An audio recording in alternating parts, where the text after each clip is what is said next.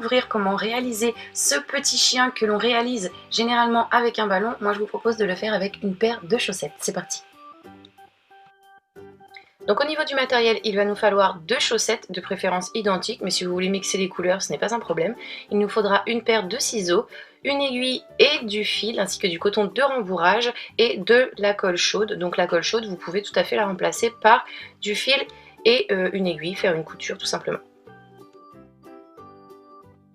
Donc on va commencer par prendre nos chaussettes et les poser correctement l'une sur l'autre. Après ça, on va venir supprimer la partie élastique qui se trouve en haut de la chaussette. Donc on coupe les 2 chaussettes en même temps. Et donc on met de côté, ça on n'utilisera plus. Maintenant, on va prendre nos chaussettes et venir faire une découpe d'environ 5 à 6 cm. Donc là pareil, on va couper les 2 chaussettes en même temps pour gagner un petit peu de temps.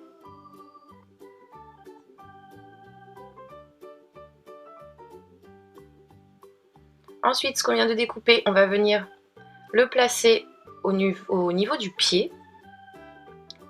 Et là, pareil, on va faire une découpe de chaque côté.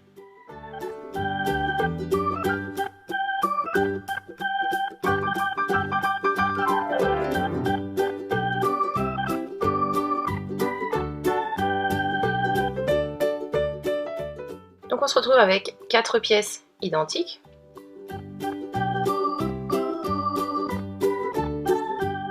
Donc on va reprendre cette partie qui nous reste et on va venir faire une découpe, donc là 4 à 5 cm.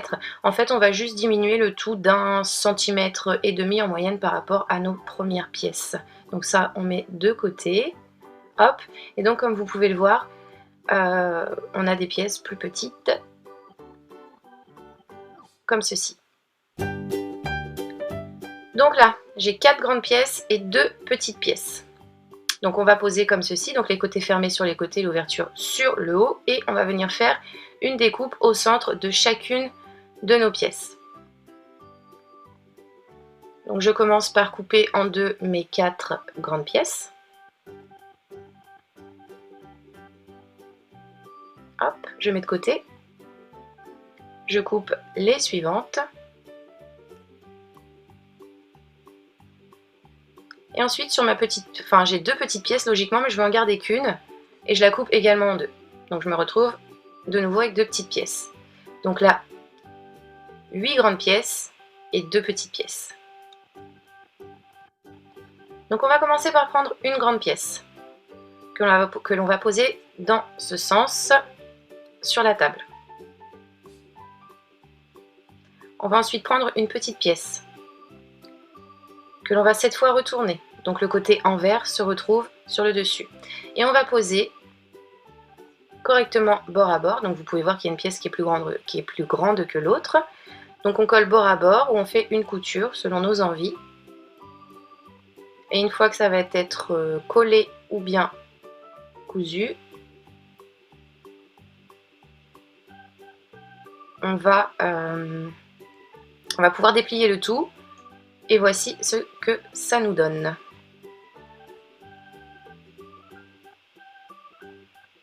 Voilà, une fois qu'on déplie, voici ce que l'on obtient. On va continuer d'assembler les pièces. Donc là, j'ai ma grande pièce qui vient vers le bas. Ma petite pièce est en haut. Je vais prendre ma seconde petite pièce, donc la dernière, et je vais venir la coller de la même façon que la première, en la retournant sur ma première petite pièce. Donc correctement bord à bord, on colle ou bien on fait une couture au niveau de l'extrémité, bien entendu, de façon à assembler ces 2 pièces.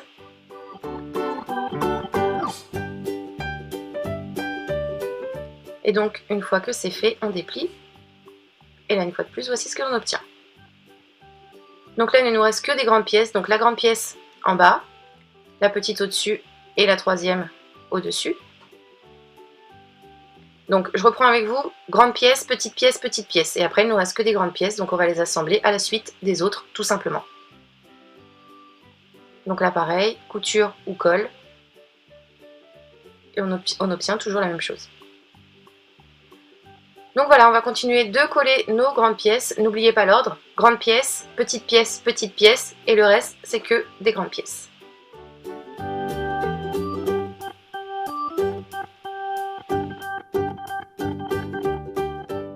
Et donc voici ce que ça nous donne une fois que l'on a tout assemblé.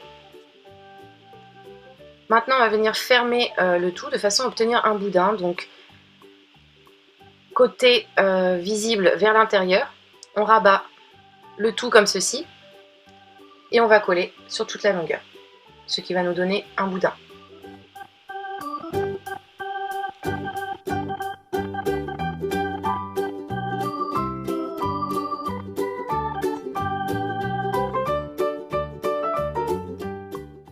Une fois que le tout est collé, donc on obtient notre boudin que l'on va complètement retourner pour le mettre à l'endroit. Donc je recompte encore une fois avec vous, grande pièce et toutes les grandes pièces à la suite. On va prendre ce côté-là et on va venir le fermer tout simplement, donc avec du fil et une aiguille.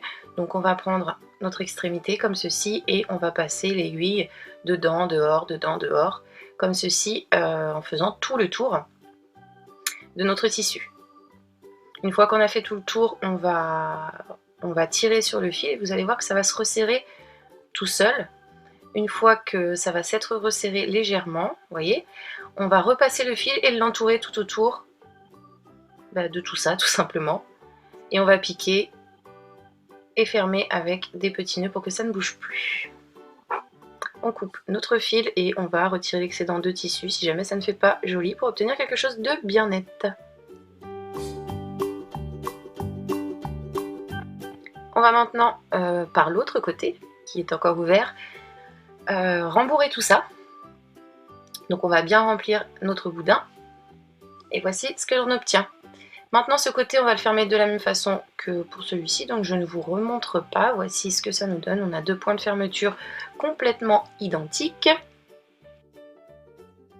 Ensuite je passe un fil doublé dans mon aiguille et je fais un bon gros nœud pour que ça ne se sauve pas. Donc je vous embête encore. Grande pièce et la suite de grandes pièces. Donc on va prendre ce côté et on va venir faire un pli.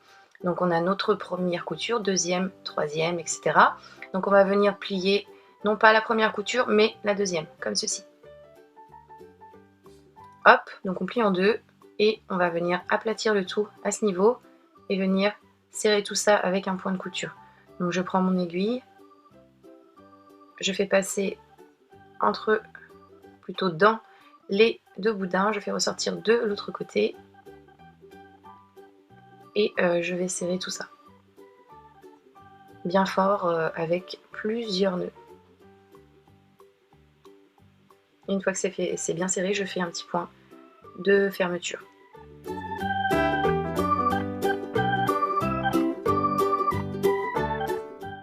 Donc voici maintenant ce que j'obtiens.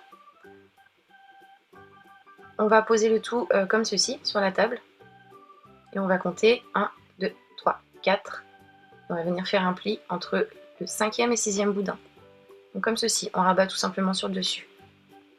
Et c'est à ce niveau qu'on va venir fermer tout ça, donc comme pour la fois précédente, avec une aiguille en serrant le tout correctement.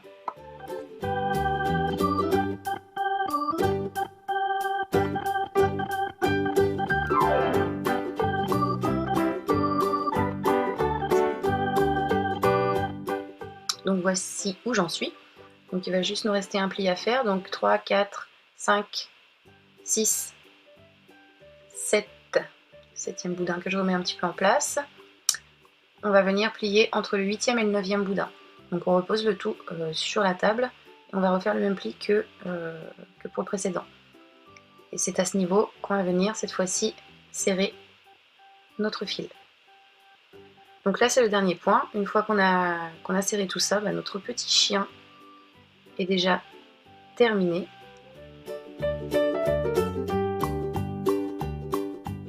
Et voici le résultat. J'espère qu'il vous plaît. Moi je trouve ça plutôt sympa. J'en ai réalisé plusieurs que je vais poser dans une pièce pour de la déco. J'espère qu'à vous ça vous plaît, que c'est